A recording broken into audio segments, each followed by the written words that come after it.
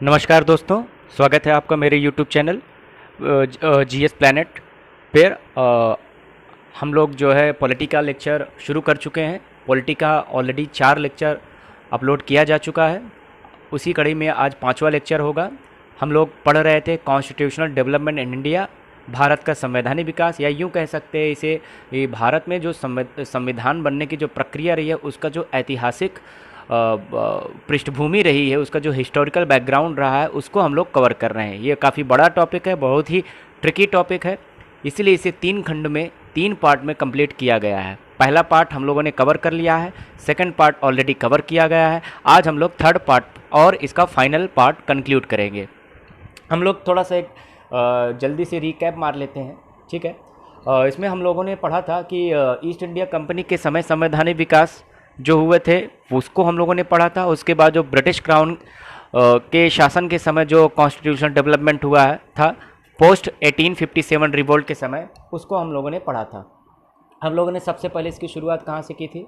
Regulating act of India 1773, ये पहला act था और इसके माध्यम से बंगाल को रेगुलेट करने का प्रयास किया गया था और बंगाल में जो है डुअल सिस्टम को समाप्त करके पूरी तरह से गवर्नर जनरल का पोस्ट क्रिएट किया गया था और उसको शासन संबंधी सभी शक्तियां दे दी गई थी। उसके बाद हम लोगों ने पढ़ा था Pitt's of India act. Pitt's of India act में क्या किया था? बोर्ड ऑफ कंट्रोल और कोर्ट ऑफ डायरेक्टर्स बनाया गया था। बोर्ड ऑफ कंट्रोल जो कि पॉलिटिकल अफेयर्स को डील करता था, जबकि कोर्ट ऑफ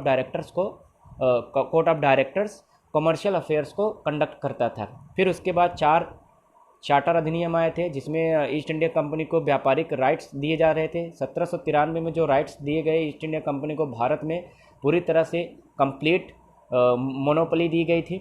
1813 में उनकी मोनोपोली को सीमित कर दिया गया था चाय और चीन के साथ व्यापार पर। 1833 में उनकी सभी प्रकार की कमर्शियल एक्टिविटीज़ पर रोक लगा दी गई थी। केवल और केवल एक पॉलिटिकल एक्टिविटीज़ को उनको कंटिन्यू किया गया, मतलब केवल भारत में राजनीतिक कार्य कर सकते थे, व्यापारिक कार्यों पर प्रतिबंध लग गया था। 1853 का जो चार्टर एक्ट आया था उसमें जो है उसमें भी इनके पॉलिटिकल कार्य को जो है एक तरह से मान्यता दी गई कि अभी भी जब तक फाइनल कोई कॉल नहीं लिया जाता तब तक ये पॉलिटिकल एंटिटी के रूप में काम करेगी। फिर उसके बाद 1857 रिवोल्ट होता है। 1857 रिवोल्ट के बाद भारतीय शासन व्यवस्था को फिर से एक फिर से इम्प्रूव करने की, इन्हेंस करने की कोशिश की जाएगी। और इस दौरान क्या आता है? Government of India act, Bharat शासन अधिनियम, जिसमें भारत में ईस्ट इंडिया कंपनी का रूल समाप्त करके ब्रिटिश क्राउन रूल को स्थापित किया गया था। इसके अंदर गवर्नर जनरल का पोस्ट समाप्त करके वायसराय का पोस्ट लाया गया था। उसके बाद जो केंद्रीय विधान परिषद थी उसको भी इस्टेब्लिश किया गया था। तो वो सब हम लोगों ने देखा था। फिर उसके बाद क्या किया गया था? भारत में शासन संबंधी जो महत्वपूर्ण कार्य होता था वो वायसराय के द्वारा किया जाता और वायसराय की सहायता कौन करता था? काउंसिल करती थी। तो धीरे धीरे क्या हुआ? भारतीयों के द्वारा काउंसिल में सुधार करने की मांग रखी गई कि भारतीयों को भी इस काउंसिल में शामिल किया जाए, जिससे वायसराय जो शासन में निर्णय लें उसमें भारतीयों की भी भूमिका हो सके। तो इस संबंध में कई सारे काउंसिल एक्ट लाए गए।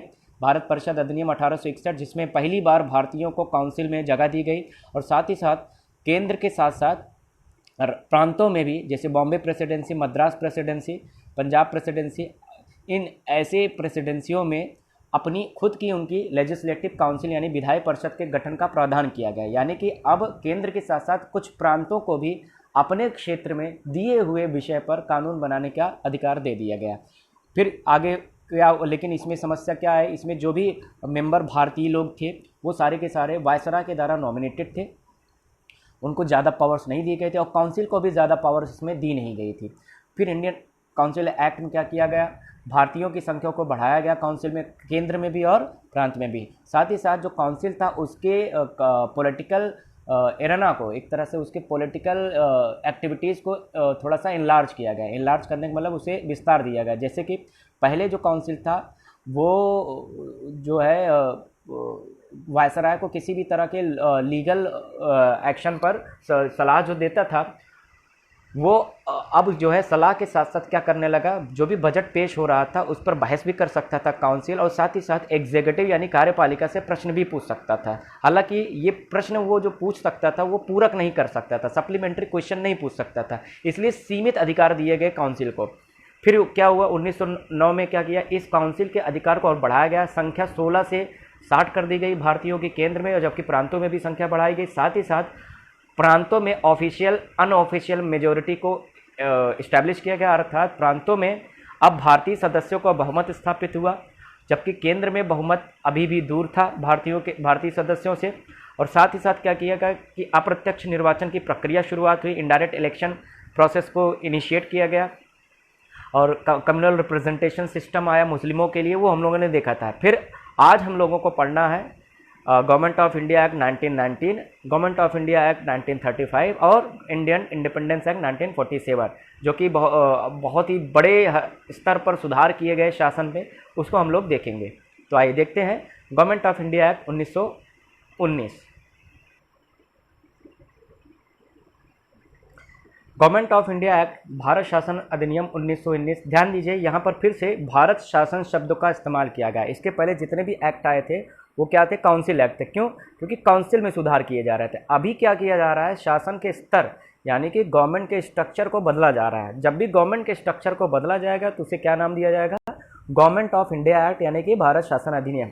ध्यान दीजिए, इस अधिनियम को मॉन्टेग्यू चेम्सफोर्ड रिफॉर्म्स के भी नाम से जाना गया। किस नाम से जाना गया, मॉन्टेग्यू चेम्सफोर्ड सुधार। अब प्रश्न ये उठता है कि ये इन्हीं के नाम से क्यों जाना गया, क्योंकि जो मॉन्टेग्यू थे वो उस समय भारत सचिव थे। याद करो, मैंने आपको बताया था कि 1858 में इंग्लैंड में एक ब्रिटिश कैबिनेट का सदस्य होता था जिसे भारत सचिव बनाया गया था, ताकि भारतीय मामलों की जानकारी वो क्राउन या ब्रिटिश पार्लियामेंट को दे सके। तो वो इंग्लैंड में होता था। तो उस समय भारत सचिव मॉन्टेग्यू थे, और भारत के जो वायसराय थे वो लॉर्ड चेम्सफोर्ड थे। लॉर्ड चेम्सफोर्ड बहुत ही ज़्यादा एग्जाम में पूछा जाता है हिस्ट्री में। लॉर्ड चेम्सफोर्ड के दौरान बहुत सारी घटनाएं घटी थी जो एग्जाम में पूछी जाती है, जैसे कि इन्हीं के दौरान रॉलेट सत्याग्रह हुआ था। रॉलेट सत्याग्रह किसने किया था, महात्मा गांधी जी ने। रॉलेट एक्ट के विरोध क्यों किया था, क्या हुआ था, ये हिस्ट्री में हम लोग डिटेल में पढ़ेंगे। रॉलेट सत्याग्रह के बाद जो है असहयोग आंदोलन, नॉन कोऑपरेटिव मूवमेंट भी इन्हीं के दौरान चला था। नॉन कोऑपरेटिव मूवमेंट के बाद, जिसे हम असहयोग आंदोलन कहते हैं, इसके अलावा खिलाफत आंदोलन जो मुस्लिमों का चला था, खिलाफत मूवमेंट, वो भी लॉर्ड चेम्सफोर्ड के दौरान हुआ था। और चौरी चौरा कांड भी इन्हीं के शासनकाल में हुआ था। तो लॉर्ड चेम्सफोर्ड उस समय वायसराय थे, इसीलिए मॉन्टेग्यू और चेम्सफोर्ड दोनों को मिलाकर इसे मॉन्टेग्यू चेम्सफोर्ड सुधार कहा गया। यह अधिनियम जो आया था उसे लागू कब किया गया, वह 1921 में लागू हो पाया था। ठीक है, हाँ, तो इसको देखते हैं क्या क्या इसमें व्यवस्था किए गए थे। ध्यान से देखिएगा, बड़े ही टेक्निकल टर्म यूज होंगे। जैसे कि पहला प्रावधान क्या है कि प्रांतों में यानी प्रोविंसेस में द्वैध शासन की शुरुआत हुई। द्वैध शासन का मतलब होता है डायरकी। आगे कैसे ये काम करता है हम समझेंगे। डायरकी का मतलब होता है दोहरा शासन। याद करो, हमने 1773 रेगुलेटिंग एक्ट से पहले बंगाल में भी द्वैध शासन की बात की थी, जिसमें आधे विषय यानी रेवेन्यू सब्जेक्ट किसको दिए गए थे, रेवेन्यू सब्जेक्ट किसको दिए गए थे, ईस्ट इंडिया कंपनी को, जबकि एडमिनिस्ट्रेटिव सब्जेक्ट किसको दिए गए थे, बंगाल के नवाब को। वो भी दोहरा शासन था। यहाँ पर भी दोहरा शासन होगा, लेकिन यहाँ पर स्ट्रक्चर थोड़ा सा बदला होगा। वो कैसे होगा कि शासन के जो भी विषय थे केंद्रीय और प्रांतीय भागों में बांट दिए गए, यानी कि जो भी शासन संबंधी यानी कि गवर्नमेंट को क्या क्या काम करना है, किन किन विषयों पर काम करना है, किन किन सब्जेक्ट्स पर काम करना है, उसकी 2 लिस्ट बना दी गई। केंद्र सरकार जिस पर काम करेगा उसे सेंट्रल लिस्ट बोला गया, और प्रांतीय सरकार यानी प्रोविंशियल सरकार जिस पर काम करेगी उसे प्रोविंशियल लिस्ट बोला गया। ध्यान दीजिए, केंद्र में द्वैध शासन नहीं आया, सिर्फ प्रांत में ही आया है। प्रांतीय विषय जो थे वो 2 भागों में बांटे गए। एक था आरक्षित विषय, जिसे हम लोग कहते हैं रिजर्व्ड सब्जेक्ट, या दूसरा होता है हस्तांतरित विषय, जिसे ट्रांसफर्ड सब्जेक्ट कहा गया। यह आरक्षित विषय क्या था, यह आरक्षित विषय प्रांत के गवर्नर को सौंपा गया। लेट सपोज आरक्षित विषय जैसे कि बात करें पुलिस, राज्य की जो पुलिस थी वो किसके हाथ में दी गई, वो मान लीजिए दिया गया गवर्नर के हाथ में। यानी पुलिस से संबंधित जो भी निर्णय लेगा वो गवर्नर लेगा, राज्य का गवर्नर, राज्य नहीं सॉरी प्रांत का गवर्नर लेगा। जैसे बंगाल का गवर्नर हो गया, मद्रास का गवर्नर होगा, ये पुलिस संबंधी निर्णय लेंगे।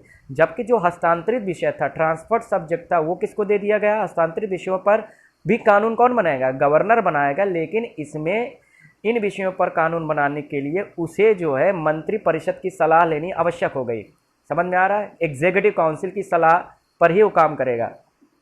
नहीं समझ में आ रहा है एग्जीक्यूटिव काउंसिल क्या होता है, आगे हम समझाएंगे आपको स्लाइड में। अभी के लिए इतना समझिए, इसमें क्या किया गया कि प्रांतों में आधे विषय, क्योंकि हस्तांतरित विषय पर ही एक तरह से ध्यान दीजिए, फिर से देखिए कि जो एग्जीक्यूटिव काउंसिल है वो कौन सी होती थी, जो हमने बताया था कि प्रांत हुआ करता था। प्रांत में विधानसभा विधान परिषद होती थी, अब उसे विधानसभा के नाम से जाना जाएगा। ऐसा क्यों, अभी हम बताएंगे कि विधानसभा हुई, विधानसभा में चुनाव हुआ। चुनाव में मैंने आपको बताया था 1909 में ही क्या कर दिया गया था कि प्रांतीय विधान परिषद में क्या कर दिया गया था, बहुमत आ गया था भारतीयों का। तो जाहिर सी बात है विधानसभा जब आएगा 1919 में प्रांतों में, तो यहाँ पर भी बहुमत किसका होगा, भारतीय सदस्यों का। तो यहाँ पर जो विधानसभा में भारतीय सदस्यों का बहुमत था, उन्हीं के आधार पर क्या बनाया गया, मंत्रिपरिषद बनाया गया। जैसे आज होता है, आज किसी भी राज्य में मंत्रिपरिषद यानी काउंसिल ऑफ स्टेट किसका बनता है, जिसकी सरकार होती है। और सरकार किसकी होती है, जिसकी विधानसभा में बहुमत होती है। तो ऐसे ही प्रांतों में जो विधानसभा होती थी, प्रांतों में जो विधानसभा होती है, तो उसमें जो सबसे ज़्यादा सीट होती थी उनकी क्या होती थी, मंत्रिपरिषद। वो काउंसिल ऑफ मिनिस्टर बनते थे। इन्हीं काउंसिल ऑफ मिनिस्टर के ऐड एंड एडवाइस अर्थात सलाह पर गवर्नर को कानून बनाना था। तो कुछ विषयों पर वो सलाह लेता था, वो हस्तांतरित विषय था, और जिन विषयों पर उसे सलाह लेने की आवश्यकता नहीं थी वो आरक्षित विषय था। यानी कि आरक्षित विषयों पर जो भी विषय हो गवर्नर अपने मन से कानून बनाएगा, और हस्तांतरित विषयों पर कानून बनाने के लिए उसे मंत्रिपरिषद की सलाह लेनी होगी। समझना, ध्यान दीजिए, ये सलाह बाध्यकारी नहीं था। यहाँ पर ये सलाह जैसे आज गवर्नर को मंत्रिपरिषद की सलाह बाध्यकारी है, लेकिन यहाँ पर बाध्यकारी नहीं किया गया। तो कुल मिलाकर कहा जा सकता है कि आधी स्वतंत्रता दे दी गई थी, आधी रख ली गई केवल प्रांत में। केंद्र में ऐसी कोई व्यवस्था नहीं की गई थी, जबकि केंद्र में क्या किया गया, 2 सदन बना दिए गए, बाइकैमरलिज्म, जिससे द्विसदनीय व्यवस्था है। अर्थात लोकसभा राज्यसभा जैसे आज है पार्लियामेंट में, ऐसे ही अपर हाउस और लोअर हाउस बनाया गया था। आगे अभी स्लाइड हम देखेंगे, उसमें बहुत अच्छे से समझ में आ जाएगा। अभी केवल ये देखते हैं कि प्रांतों में क्या किया गया, डुअल सिस्टम यानी डायरकी सिस्टम आया। शासन के विषयों को बांट दिया गया, केंद्र का विषय अलग, राज्य का विषय, प्रांत का विषय अलग। प्रांतीय विषयों को 2 भागों में बांटा गया, आरक्षित विषय जो गवर्नर को दिया गया, हस्तांतरित विषय भी गवर्नर, लेकिन किसकी सलाह पर, मंत्रिपरिषद की सलाह पर। कौन सी मंत्रिपरिषद, राज्य की। केंद्र में 2 सदन बनाए गए, अपर हाउस और लोअर हाउस। साथ ही साथ जो अधिकारी थे, अधिकारियों का चयन करने के लिए सिविल सेवा परीक्षा शुरुआत हो चुकी थी। अब भारत के अंदर ही पब्लिक सर्विस कमीशन का गठन किया जाएगा, जो कि सिविल सेवा परीक्षा का कंडक्ट कराएगा, जैसे आज होता है। राज्यों में स्टेट पब्लिक सर्विस कमीशन होता है, लोक सेवा आयोग होता है राज्यों में, केंद्र में होता है संघ लोक सेवा आयोग। तो इस तरह से इसकी शुरुआत की गई, और पहली बार जो पब्लिक सर्विस कमीशन बना, जो केंद्रीय मतलब सेंट्रल पब्लिक सर्विस कमीशन, वो 1926 में आया। कब बना, प्रावधान यहाँ पे कर दिया गया था, लेकिन हुआ कब था, ये 1926 में। अब मैं आपको बता रहा था कि विधान परिषद से हम विधानसभा क्यों हो गए। अब हम विधानसभा क्यों बोल रहे हैं बार बार, इसलिए बोल रहे हैं क्योंकि परिषद तब तक था जब तक इनडायरेक्ट इलेक्शन था, जैसे 1909 में। अब क्या किया गया, डायरेक्ट इलेक्शन का जो व्यवस्था थी भारत में कर दी गई, यानी कि अब जनता वोट डाल सकती है सीधे अपनी प्रतिनिधि को। वहाँ पर क्या होता था 1909 में कि जनता वोट नहीं डालती थी, कुछ चैम्बर्स ऑफ कॉमर्स के सदस्य होते थे, कुछ यूनिवर्सिटी बोर्ड के अध्यक्ष होते थे, कुछ डिस्ट्रिक्ट बोर्ड के अध्यक्ष होते थे। ये तीनों मिलकर एक व्यक्ति को चुन लेते थे, और वो व्यक्ति कहाँ जाता था, विधान परिषद में बन जाता था। एक तरह से ये इनडायरेक्ट इलेक्शन हुआ। लेकिन अब क्या किया गया, भारत में डायरेक्ट इलेक्शन की शुरुआत कर दी गई, यानी कि जनता वोट डालेगी। लेकिन ध्यान दीजिए, वोटिंग जो राइट्स थे, जो फ्रेंचाइजी राइट्स था, वो केवल और केवल सीमित लोगों को दिया गया, जैसे जो टैक्स पे करते थे या इंडस्ट्री के लोग थे, उन्हीं को दिया गया है। अभी भी पूरी तरह से जो आज हम यूनिवर्सल एडल्ट फ्रेंचाइजी यानी सार्वभौमिक मताधिकार प्रणाली है, वो नहीं लागू किया गया था। जैसे आज क्या है, आप 18 साल के हो गए हो तो आपको वोट देने का अधिकार है, आपकी आमदनी है, नहीं है, विचार है, कुछ नहीं। If you are 18 then you can cast your vote to your representative either in Lok Sabha और इन राज्यसभा। लेकिन यहाँ पर केवल कुछ चुनिंदा लोगों को ही मत देने का अधिकार था। लेकिन फिर भी प्रिंसिपली सैद्धांतिक रूप से प्रत्यक्ष निर्वाचन, डायरेक्ट इलेक्शन की शुरुआत भारत में हो गई। अब इसे चार्ट के माध्यम से समझ लेते हैं, अच्छे से समझ में आ जाएगा। ध्यान दीजिए, शासन की व्यवस्था समझिए, इस चार्ट को बहुत ध्यान से देखिएगा कि जो गवर्नमेंट के सब्जेक्ट थे वो 2 भाग में बांट दिए, केंद्र के विषय अलग हो गए और प्रांतों के विषय अलग हो गए। केंद्र के जो विषय थे उस पर पूरा का पूरा अधिकार किसका था, वायसराय का। वायसराय अपने हिसाब से कानून बनाएगा, ठीक है। और वायसराय को कानून बनाने में सहायता कौन देगी, केंद्रीय विधानसभा। याद करो, केंद्रीय विधानसभा बम किसने फोड़ा था 1929 में, भगत सिंह जी और सुखदेव जी ने। वो ये केंद्रीय विधानसभा दिल्ली यही थी। अब समझ में आया क्यों इसे असेंबली कहा जा रहा है, क्योंकि अब यहाँ पर प्रत्यक्ष निर्वाचन होने लगा। जब तक अप्रत्यक्ष निर्वाचन था तब क्या थी, ये काउंसिल यानी कि परिषद। क्लियर हुआ। तो सेंट्रल असेंबली क्या करेगी, वो वायसराय को असिस्ट करेगी, एडवाइस करेगी किसके लिए, यहाँ पर कानून बनाने के लिए। लेकिन वो एडवाइस वो सलाह बाध्यकारी नहीं है। समझ में आ रहा है? अब असेंबली कैसी थी? असेंबली में दो हाउस थे, एक अपर हाउस जिसे उच्च सदन और दूसरा लोअर हाउस जिन्हें निम्न सदन कहा गया। लेकिन ध्यान दीजिए दोनों में जो चुनाव की प्रक्रिया थी वो डायरेक्ट इलेक्शन था। ठीक है, जैसे आज क्या है, अपर हाउस में क्या है, अपर हाउस राज्यसभा, ये लोकसभा, और सेंट्रल असेंबली कौन है? पार्लियामेंट। और पार्लियामेंट क्या करती है? कानून बना के दे देती है। किसको? वायसराय को उस समय दे रही थी, आज किसको देती है? प्रेसिडेंट। प्रेसिडेंट उस पर साइन कर देता है, कानून बन जाए। यानी कि आज की व्यवस्था जो है उसकी शुरुआत मतलब उस प्रक्रिया की ओर हम तेजी से आगे बढ़ रहे थे। तो केंद्र की बात क्या हो गई? केंद्र के विषय किसको दिए गए? सेंट्रल असेंबली और वायसराय को दिए गए। वायसराय कानून बनाएगा, सेंट्रल असेंबली उसमें एडवाइस करेगी, और सेंट्रल असेंबली को दो भागों में बांटा गया, अपर हाउस और लोअर हाउस। अब प्रांतों में क्या था? प्रांतों को जो विषय दिए गए उसे प्रोविंशियल लिस्ट यानी प्रांतीय विषय कहा गया, प्रोविंशियल सब्जेक्ट्स कहा गया। अब इन्हीं सब्जेक्ट को हमने क्या बताया था? द्वैध शासन। द्वैध शासन मतलब एक भारतीयों को भी कुछ दिया जाएगा शासन करने, मतलब कुछ विषय, और कुछ गवर्नर को दिया जाएगा। गवर्नर को कौन सा दिया गया? रिजर्व सब्जेक्ट, जैसे पुलिस हो गया, ठीक है, या कम्युनिकेशन हो गया, संचार हो गया। तो ऐसे जो महत्वपूर्ण विषय थे, जो क्रूशियल विषय थे, वो गवर्नर को दे दिया गया। यानी गवर्नर अपने हिसाब से यहाँ पे कानून बनाएगा, इसमें किसी भी तरह की किसी सलाह की आवश्यकता नहीं होगी। तो रिजर्व सब्जेक्ट किसको दे दिया गया? गवर्नर को। एक और विषय बनाया गया ट्रांसफर सब्जेक्ट। ट्रांसफर सब्जेक्ट मतलब हस्तांतरित। हस्तांतरित का मतलब क्यों है बताते हैं। यहाँ पर क्या होगा? ये विषय किसको दिए गए? प्रोविंशियल असेंबली, जहाँ पर अब भारतीय सदस्य हैं। यानी कि यहाँ पर कानून बनाएगा कौन? Provincial assembly. कानून बनाने के लिए क्या करेगी? गवर्नर को एडवाइस देगी। कानून यही बनाएंगे, गवर्नर जब तक साइन नहीं करेगा तब तक कानून नहीं बने। लेकिन उस कानून को बनाने के लिए ये सलाह दे सकते हैं। ध्यान दीजिए, केंद्र में भी सलाह नहीं दे, केंद्र में भी कंफ्यूज हो जाएंगे, छोड़िए। केंद्र में अभी इस तरह की व्यवस्था नहीं की गई क्योंकि विषयों का विभाजन नहीं किया गया। यहाँ पर कुछ विषय पर ये सलाह दे सकते हैं, जबकि रिजर्व विषय पर सलाह नहीं लेंगे। क्लियर हुआ? और प्रोविंशियल असेंबली में चुनकर कौन गए थे? भारतीय सदस्य। यानी कि भारतीयों को कुछ हद तक दिया गया शासन में भागीदारी, पार्टिसिपेशन इन गवर्नमेंट। क्लियर है? अब लेकिन इसकी कमियां क्या है? अभी ढेर सारी कमी है। क्योंकि हस्तांतरित विषय क्यों? क्योंकि इमरजेंसी के दौरान, आपातकाल के दौरान जो भारतीयों मतलब असेंबली को दिए गए विषय, ये भी ट्रांसफर हो जाएंगे किसको? ये भी गवर्नर को। मतलब फिर जब इमरजेंसी होगी तो इनसे सलाह की ज़रूरत नहीं होगी, जब सामान्य होगा तो ये होगा। यानी कि ये विषय कभी भी हस्तांतरित ट्रांसफर हो जाएंगे गवर्नर को। इसीलिए इसको क्या कहा गया? ट्रांसफर्ड सब्जेक्ट कहा गया। तो शासन के विषय कितने भागों में? दो भागों में। केंद्रीय विषय सेंट्रल असेंबली, वायसराय। प्रांतीय विषय किसको दिए गए? एक सीधे गवर्नर को मिले और एक प्रोविंशियल गवर्नमेंट के थ्रू गवर्नर को मिले। समझ में आया?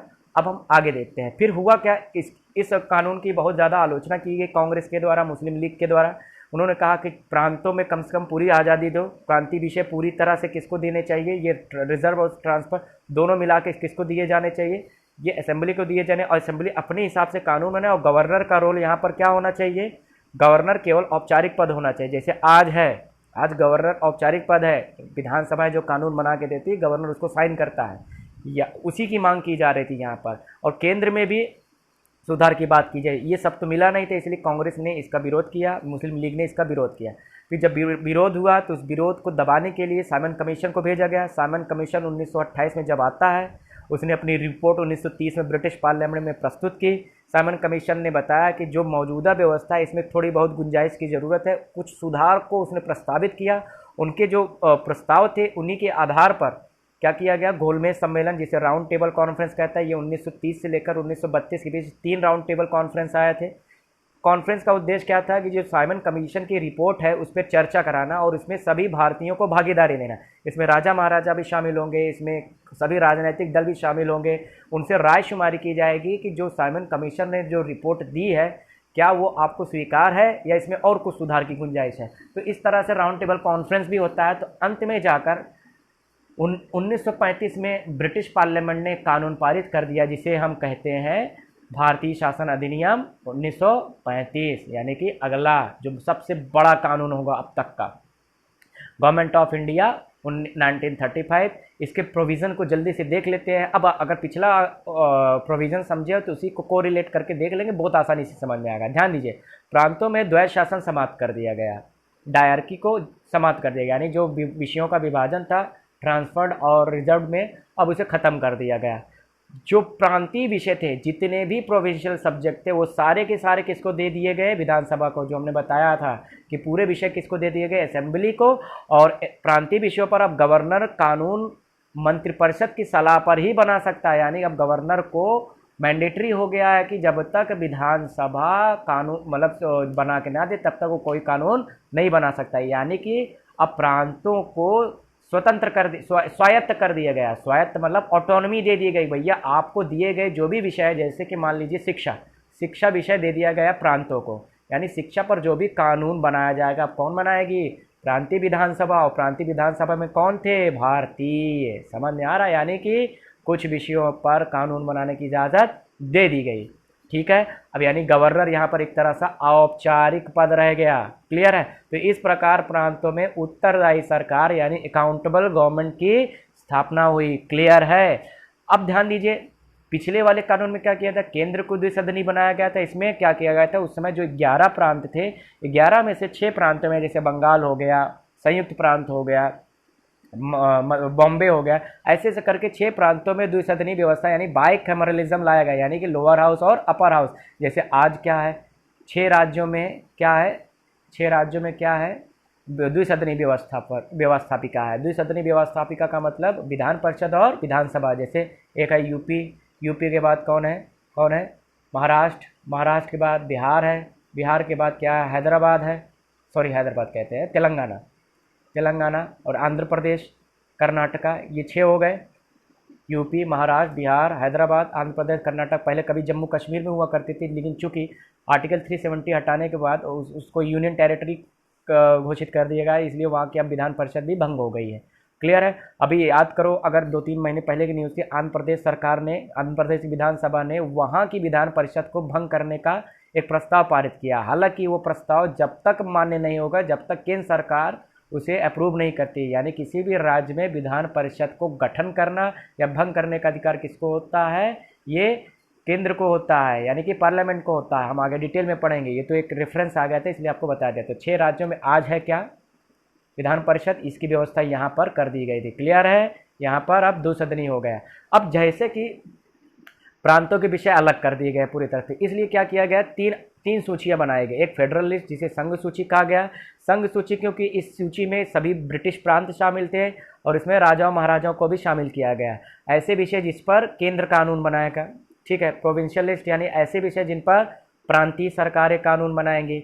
और एक है समवर्ती सूची, कंकरेंट लिस्ट, जिसमें केंद्र सरकार यानी वायसराय और उसकी विधानसभाएं तथा प्रांतीय सरकार सरकार दोनों कानून बना सकती थी। ऐसे विषय समवर्ती विषय कहलाएंगे। हालांकि अगर केंद्र ने कानून बनाया तो राज्य प्रांत का कानून निरर्थक हो जाएगा, निष्प्रभावी, नल एंड वाइड हो जाएगा। क्लियर है? इसके अलावा जो बचे हुए पावर्स थे, रेजिडरी पावर जिसे कहते हैं, यानी कि अवशिष्ट शक्तियाँ, वो वायसराय को दे दी गई थी। तो 3 प्रकार की सूची आई। एग्जाम में पूछ लिया जाता है कि पहली बार भारत में संघ सूची, प्रांतीय सूची, समवर्ती सूची का प्रावधान किसमें किया गया था? तो गवर्नमेंट ऑफ इंडिया एक्ट 1935। अब केंद्र में द्वैध शासन की शुरुआत हो रही है। समझ में आ रहा? अभी इसको पिछले चार्ट में समझ लेते हैं। ध्यान दीजिए कि 1935 के बाद क्या बदला। प्रांतीय विषय जो थे वो पूरी तरह से किसको दे दिए गए? वो प्रोविंशियल असेंबली यानी कि रिजर्व वाले भी दे दिए गए, और इसको और गवर्नर का पोस्ट क्या कर दिया गया? ये औपचारिक कर दिया। यानी कि जो विषय यहाँ पर होंगे, यहाँ पर में दोनों पर कानून कौन बनाएगी? विधानसभाएं बनाकर कानून भेज देंगी किसको?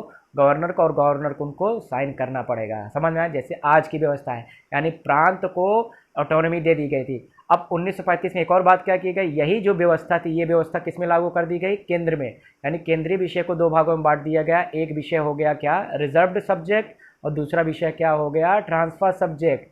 रिजर्व विषय किसको सौंपे गए? वायसराय को सौंपे गए। यानी इस विषय में जो भी जैसे रक्षा हो गया, जैसे कि डिफेंस हो गया, विदेशी मामले हो गए, एक्सटर्नल अफेयर हो गया, कम्युनिकेशन हो गया, ये जो क्रूशियल सब्जेक्ट थे वायसराय ने अपने हाथ में रख लिया। उस पर किसी भी तरह से मंत्री की आवश्यकता नहीं पड़ेगी सलाह की, वो स्वयं कानून बनाएगा। और जो ट्रांसफर्ड सब्जेक्ट थे, जो गैर जरूरी विषय थे, वो किसको दे दिए गए? सेंट्रल असेंबली को दे दिया गया। और यहाँ पर भारतीय लोग थे तो यहाँ पर ये कानून बना सकते थे। यानी कि अगर ये जो रिजर्व सब्जेक्ट है ये भी असेंबली को दे दिया जाए, किसको? असेंबली को, और वायसराय का पद औपचारिक कर दिया जाए, तो देश आज़ाद हो जाएगा। यानी देश की आज़ादी से मात्र हम एक परिवर्तन दूर हैं। समझ में आ गया? क्लियर है? तो इसको देख लेते हैं कि आगे क्या किया गया कि केंद्र में द्वैत शासन की शुरुआत हुई, डायरकी इन सेंटर आया, आरक्षित विषय वायसराय को सौंपा गया, हस्तांतरित विषय यानी ट्रांसफर सब्जेक्ट केंद्रीय मंत्रिपरिषद की सलाह पर वायसराय कानून बना सकता है, अभी हमने डिस्कस किया। इसके साथ साथ जब अलग अलग केंद्र सरकार भी हो गई, राज्य सरकार भी हो गई, तो कुछ अब यहाँ पर जैसे मान लीजिए समवर्ती सूची है, इस पर कुछ विषय पर कानून प्रांत ने बना दिया और केंद्र कह रही नहीं हम बनाएंगे, सेंटर कह रही है, तो विवाद होगा। तो विवाद को निपटारा करने के लिए एक न्यायपालिका होनी चाहिए, जिसे संघीय न्यायपालिका या जिसे हम फेडरल कोर्ट कहते हैं का प्रावधान किया गया, जो अंत में जाकर 1937 में स्टैब्लिश हुआ। यही फेडरल कोर्ट आगे जाके क्या बनेगी? सुप्रीम कोर्ट 1950 में। समझ में आ रहा है? तो ये पूरा का पूरा प्रावधान किसमें किया गया था? 1935 में किया गया था। काफ़ी कुछ सुधार किया गया था। अब तक का सबसे विस्तृत कानून था और इसमें कुल 321 धाराएं। ध्यान दीजिए, ये धारा हो गई, आर्टिकल नहीं, अनुच्छेद नहीं। क्यों? क्योंकि जब तक कोई एक्ट होता है, एक्ट में हमेशा सेक्शन होते हैं, धारा होती है, ठीक है। हाँ, और 10 अनुसूचियाँ, 10 शेड्यूल भी डाले गए थे इसमें। तो बहुत बड़ा कानून था और आपको जानना चाहिए कि भारतीय जो संविधान बनकर तैयार हुआ 26 नवंबर 1949 को, उसमें 80% प्रावधान यहीं से लिए गए हैं, गवर्नमेंट ऑफ इंडिया एक्ट से लिए गए हैं। ये सबसे बड़ा स्रोत है। अब आगे देखते हैं अंतिम जो बच गया है। अब जो एक सुधार बचा हुआ था कि केंद्र के विषय भी दे दिए जाए केंद्रीय विधानसभा को और वायसराय को औपचारिक कर दिया जाए, वही एक बचा हुआ था, बाकी सब रह गए, बाकी सब हो गया था। लेकिन बीच में हो जाता है द्वितीय विश्व युद्ध 1939 से लेकर 1945 तक। तो इस बीच में संवैधानिक सुधारों की जो कड़ी थी वो रुक जाएगी, क्योंकि ब्रिटिश सरकार का पूरा ध्यान कहाँ होगा? विश्व युद्ध की ओर होगा। तो उस समय संवैधानिक सुधारों को पीछे रख दिया गया था। लेकिन जैसे 1945 में विश्व युद्ध खत्म हुआ, ब्रिटेन तबाह हो गया, तो ब्रिटिश सरकार को मजबूरन भारत को आज़ाद करना पड़ा यूनाइटेड नेशन के हस्तक्षेप के द्वारा, और भारतीयों के दबाव के कारण दोनों कारक महत्वपूर्ण होंगे। तो इसलिए भारत में कैबिनेट मिशन भेजा गया। कैबिनेट मिशन ने क्या किया? आज़ादी की मतलब कैबिनेट मिशन इसलिए भेजा गया था 1946 में, ताकि भारत में भाई जब सत्ता ट्रांसफ़र होगी तो किसे सत्ता मिलनी चाहिए, क्योंकि उस समय दो मेजर पार्टी थी, पहली कांग्रेस और दूसरी मुस्लिम लीग। मुस्लिम लीग अलग पाकिस्तान के लिए लड़ रही थी और कांग्रेस यूनिफाइड इंडिया के लिए लड़ रही थी। तो इसी विवाद के निपटारे के लिए कैबिनेट मिशन भेजा गया। और कैबिनेट मिशन का एक और काम क्या था कि देश में एक संविधान सभा बनाया जाए और संविधान सभा में चुने हुए प्रतिनिधि लोग हों और वो देश का संविधान बनाए जो कि भारत के लोगों को मान्य हो। तो इस तरह की व्यवस्था की गई और अंत में जाकर माउंटबेटन जो अंतिम वायसराय थे, लॉर्ड माउंटबेटन, इन्होंने एक प्लान प्रस्तुत किया था 3 जून 1947 को, और उनके प्लान को एक्सेप्ट कर लिया गया ब्रिटिश पार्लियामेंट के द्वारा और वो कानून बना जिसे कहा गया इंडियन इंडिपेंडेंस एक्ट, भारतीय स्वतंत्रता अधिनियम। इसमें माउंटबेटन प्लान को स्वीकार कर भारत के विभाजन को स्वीकार कर लिया गया कि partition of India will be done on the recommendation of Mountbatten plan. ये हो गया। अब तय होगा कि देश का बंटवारा होगा, देश आज़ाद भी होगा और भारत व पाकिस्तान संबंधी 2 डोमिनियन बनाएगा। डोमिनियन का मतलब क्या होता है समझते हैं। डोमिनियन का मतलब होता है कि शासन संबंधी सभी शक्तियां इनको दे दी जाएगी, लेकिन जो राष्ट्राध्यक्ष होंगे वो कौन होंगे?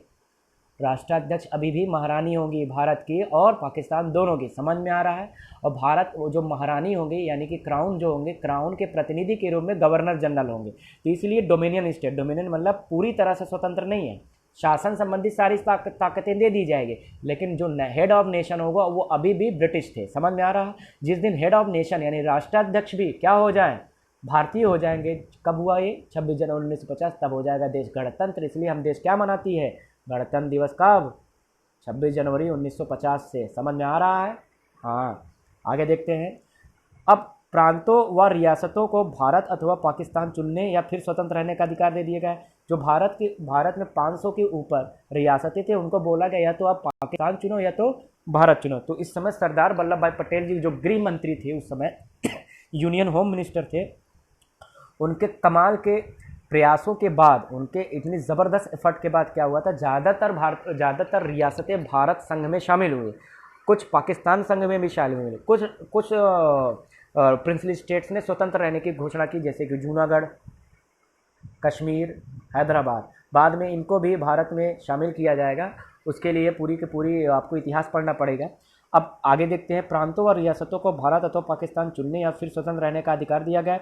वायसराय का पद समाप्त हो गया और वायसराय के पद को हटाकर क्या किया है कि गवर्नर जनरल। यहाँ पर ध्यान दीजिए, गवर्नर जनरल जो है ब्रिटिश क्राउन के एक रिप्रेजेंटेटिव के रूप में यहाँ पर होंगे। ठीक है, हाँ। गवर्नर जनरल और लॉर्ड माउंटबेटन जो कि एक अंतिम वायसराय थे, इन्हीं को पहला गवर्नर जनरल नियुक्त किया गया। साथ ही इनको जब ये चले गए तो सी राजगोपालाचारी को भी गवर्नर जनरल बनाया गया, जो कि पहले इंडियन गवर्नर जनरल होंगे। एग्जाम में पूछा जाता है भारत स्वतंत्र भारत का पहला गवर्नर जनरल तो लॉर्ड माउंटबेटन, स्वतंत्र भारत का पहला भारतीय गवर्नर जनरल सी राजगोपालाचारी। आगे देखते हैं। अब ध्यान दीजिए, गवर्नर जनरल का जो पद था वो अब एक औपचारिक पद रहेगा। एक, समझ में आ रहा है, एक पूरी तरह से औपचारिक, मतलब क्या बोलेंगे इसको इंग्लिश में, एक ऑफिशियल पद रह गया कि उनको ज़्यादा पावर्स नहीं दी गई। अब उनको क्या करना है कि जो केंद्रीय विधानसभा कानून बनाएगी, जो भी केंद्रीय विधानसभा, उसमें केंद्रीय विधानसभा कौन थी? संविधान सभा थी। संविधान सभा को एक अंतरिम संसद के रूप में स्वीकार कर लिया गया। जब तक देश का अपना एक स्थायी संसद नहीं बन जाता है, एक परमानेंट पार्लियामेंट नहीं, तब तक संविधान सभा यानी कॉन्स्टिट्यूएंट असेंबली एक पार्लियामेंट की तरह काम करेगा। और ये जो कानून बनाएगी, कानून जो है बनाएगी, उस पर जो भी गवर्नर जनरल होंगे उनको हस्ताक्षर करना ही पड़ेगा, यानी इनकी इच्छा पर ये बाध्य हो गए। क्लियर हो रहा है? यानी कि देश आज़ाद हो गया। और 1947 के बाद 26 जनवरी 1950 को भारत में राष्ट्रपति नियुक्त हो जाएगा और देश गणतंत्र हो जाएगा। तो इस तरह से इंडियन इंडिपेंडेंस एक्ट पारित हुआ। तो 1919 में प्रांतों को आधा स्वतंत्र किया गया, 1935 में प्रांत पूरा स्वतंत्र, केंद्र आधा स्वतंत्र, और 1947 में केंद्र व प्रांत पूरी तरह से स्वतंत्र।